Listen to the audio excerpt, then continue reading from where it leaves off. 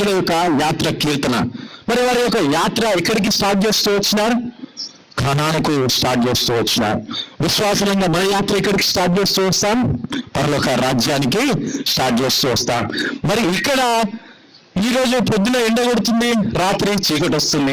ఎప్పుడు ఎండ రానిది చీకటి రానిది ఉండే రాజ్యం ఏది? పరలోక రాజ్యం ఒకటే.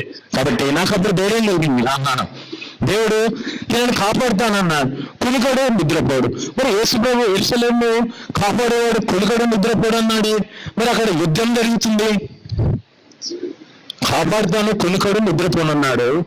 మరి యెరూషలేములో యుద్ధం జరుగుతుంది.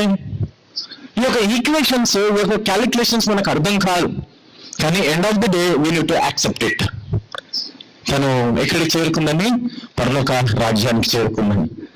కానీ ఆఖరిగా చెప్పేది ఏంటి అంటే, దేవుని యొక్క సేవకుల పిల్లలు చిన్ననాటి నుంచి కష్టాలు, భయంకరమైన అవమానాలు తట్టుకుంటూ వస్తారు. ఒక దేవుని సేవకుడు లోకంలో హైందవుల పూజారులైనప్పటికీ, ఇస్లాంల పూజారులైనప్పటికీ నిలబెట్టి దండం పెడతారు పూజారులకు. కానీ దౌర్భాగ్యమైన విషయం ఏంటంటే, క్రైస్తత్వంలోనే దేవుని సేవకులంటే ఒక వాచ్మెన్ కన్నా చీఫ్గా చూస్తారు.